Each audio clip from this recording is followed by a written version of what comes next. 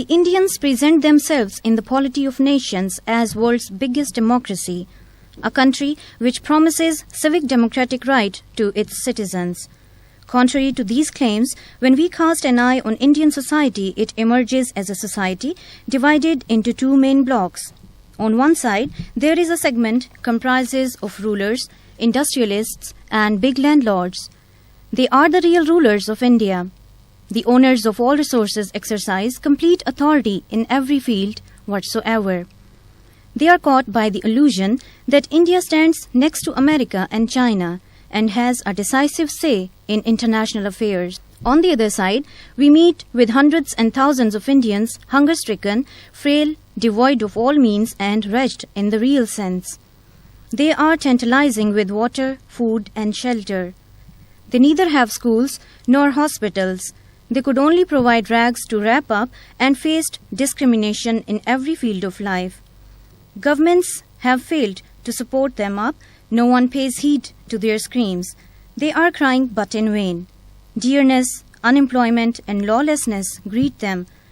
They are waiting for some anonymous salvators. The apathy on the part of rulers has driven them towards separatist movements. That's why separatist swings are mushrooming in every nook and corner of states. The prominent Indian journalist Arundhati Roy sums up that genocide does not merely imply massacre.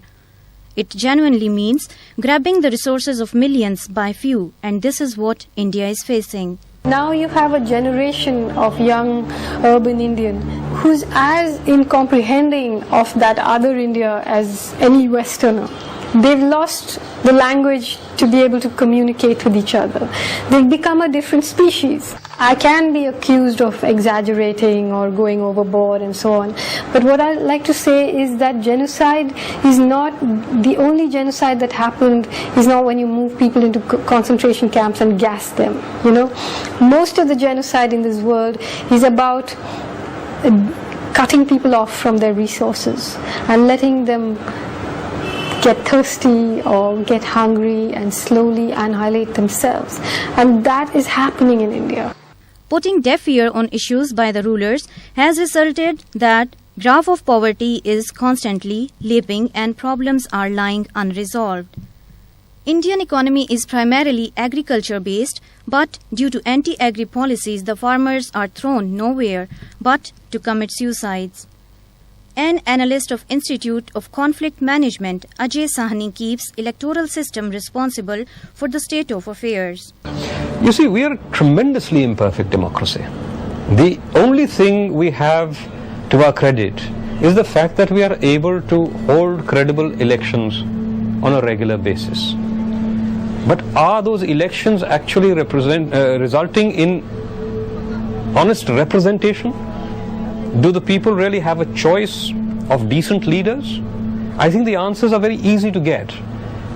There are more than 100 criminals accused of serious crime sitting in India's parliament today.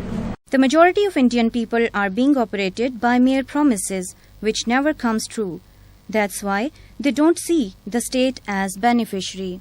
The overwhelming majority of India's population goes unrepresented, operates under conditions that are unrelated to the rule of law, does not see the state as a beneficiary, as someone who gives something to them, but sees the state as a tyrant and oppressor. And everywhere in India today, we find a complete, a comprehensive and a relentless incapacity on the part of India, of the Indian state, to deliver justice. There is no part of India where you can say, yes, at least here the rule of law prevails absolutely and without compromise. There is no part of India where this happens.